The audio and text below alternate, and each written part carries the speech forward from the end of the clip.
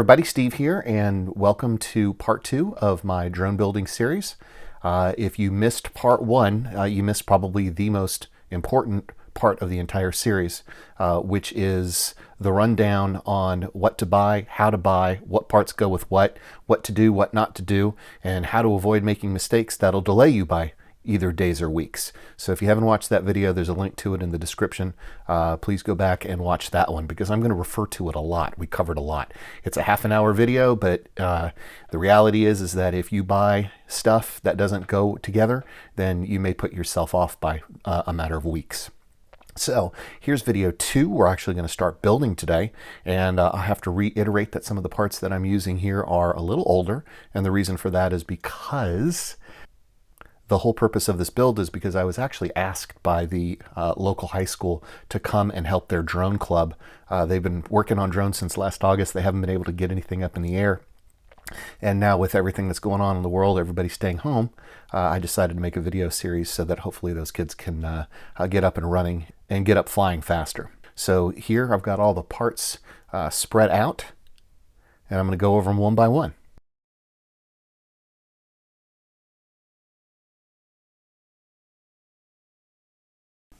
Okay, so rundown on the parts. So here I've got a 280 frame, and some of this hardware came with the frame, but not all of it. It's just one of the things I talked about in video 1, where you have to, you kind of have to have some stuff on reserve if you don't want to be tripped up and not flying because your frame didn't get shipped with everything that it should have. We're also going to need 4 motors. Now keep in mind, these motors are different. There's 2 clockwise and 2 counterclockwise motors. So pay particular attention to what you're buying. We're going to need 4 speed controllers. These are electronic speed controllers, also known as ESCs. That's how we'll refer to them throughout this as ESCs. These are kind of the brains behind the motors. They talk to the flight control board, and these are the guys that are responsible for making the motors spin either faster, slower, or what have you to make it fly. These ESCs all get tied into a power distribution board. This is an old-timey power distribution board, probably circa 2015. But if you go to like Hobby King's website, they still sell them for $3 or $4. So if you're looking for a budget buy, you can still find these.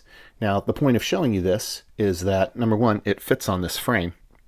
I'm still not sure whether we're going to use it or not. Point number 2 is if you're using opto ESCs, that is an ESC without a BEC, then you're actually going to need a UBEC to go with your ESCs and your old board. Now, if you watch the first video, you probably followed all of that. All right, next. All right, so a step up from that one is this one. You can see enough pads for 4 ESCs, power in, and then there's, this one has switches for the LEDs and for the TX CCD. You can elect to either turn them on or off via these switches, but don't get these confused with the more modern ones that have both 5 volts and 12 volts. This one is 12 volts for all those pads. All right, so next I want to show you this one. Notice that this one has pads for your ESCs, which are going to get 12 volts, and for your battery power coming in. But there's also 2 spots for 5 volts. So if you have a board like this, you will not need a UBEC no matter what. You're just going to tie the 5 volt pads into your flight controller so you don't blow your flight controller.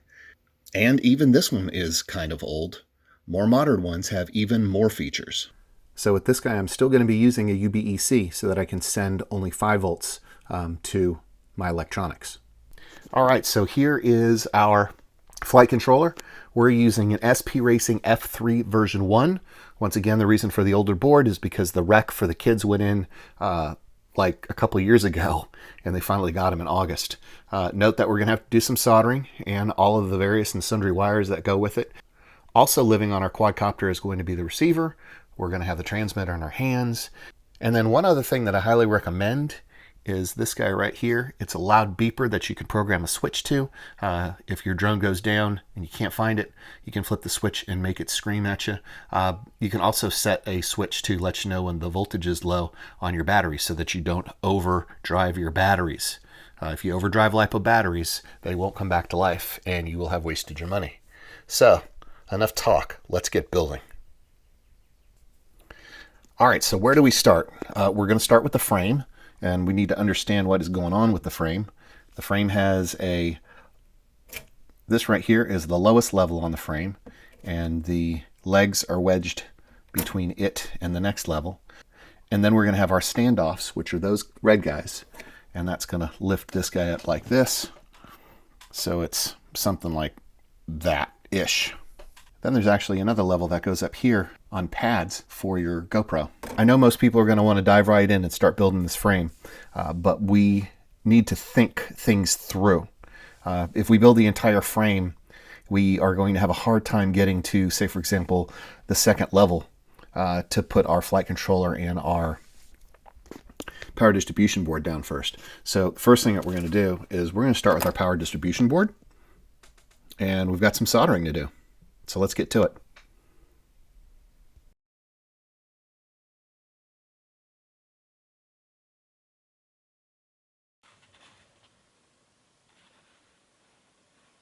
Okay, so with our power distribution board all pre-tinned, we're going to get ready to go ahead and attach the ESCs and the main power.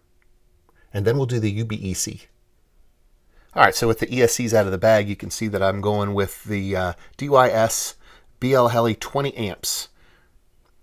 And essentially with ESCs, the important factor is that you want to make sure that the amperage for your ESCs is greater than the amperage that your motors are using. So make sure that you check and double check that you're getting ESCs appropriate for your motors.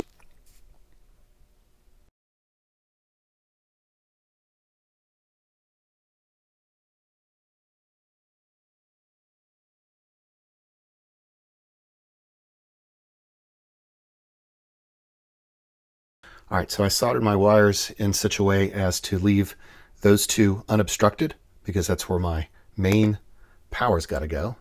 I soldered this off camera because that's where my main power is going to go. Oh, I got to solder in one more thing to power the FPV. So this is the time that you need to go one by one and check those pads and make sure that you've got red to positive and black to negative, or you're going to have a big problem later.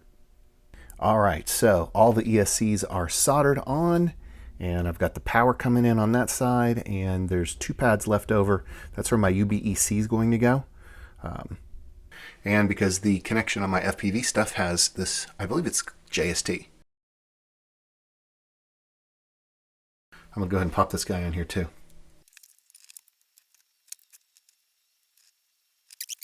All right, so our power distribution board is done. It's got the 4 ESCs.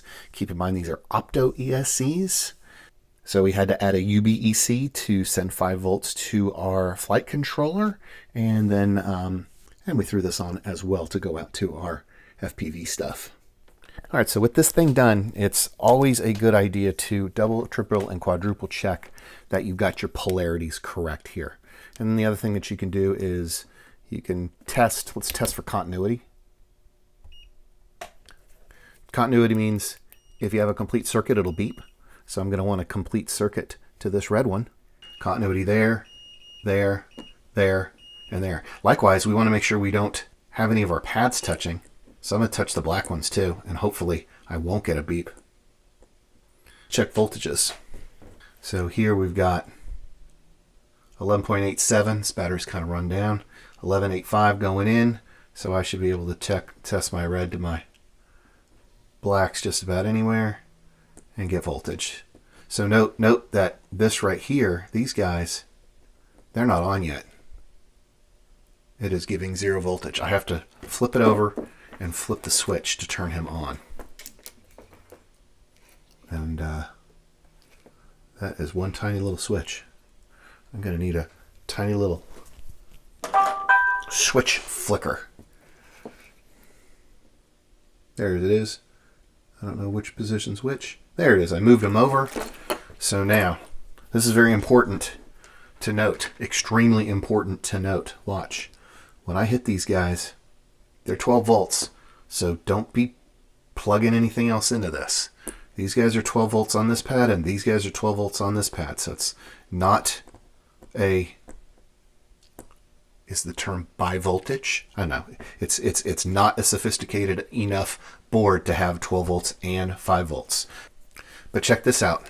Our UBEC is on this side is 5.27 volts. So that is the guy that we're going to run to our flight controller so we don't blow it up. All right, good stuff. Okay, so on this particular frame, that's our bottom plate. Then go our arms. Then goes this middle plate right here, like so. All right, so for those of you who watched the first video, you probably recall that I made a recommendation to buy some of these standoffs and some other things so that you can be ready to call an audible if necessary. Well, this frame was meant to have the power distribution board on this level right here, and then a little step up for this guy to be right here where the wires would come out between them. Well, we don't have holes for our power distribution board, so we're going to have to call an audible. We're not going to be able to put our power distribution board here. So these standoffs are going to help us with our goal. And essentially what I'm going to do is I'm going to do it and then show it to you. It'll be a lot more clear when you look at it than if I tried to describe it.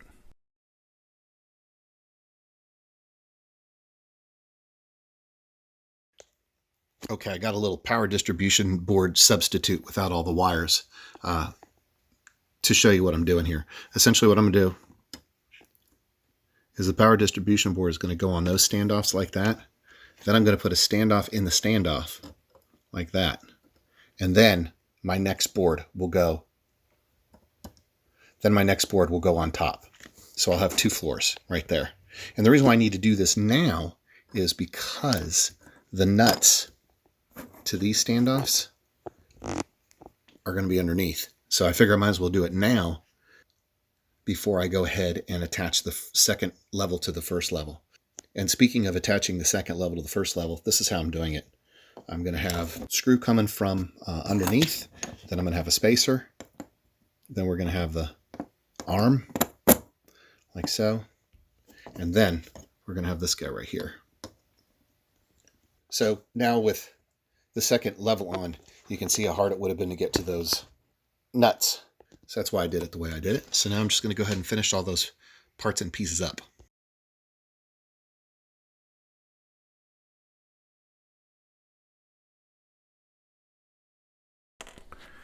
And here's what we're going to do. We're going to take Mr. Power Distribution Board.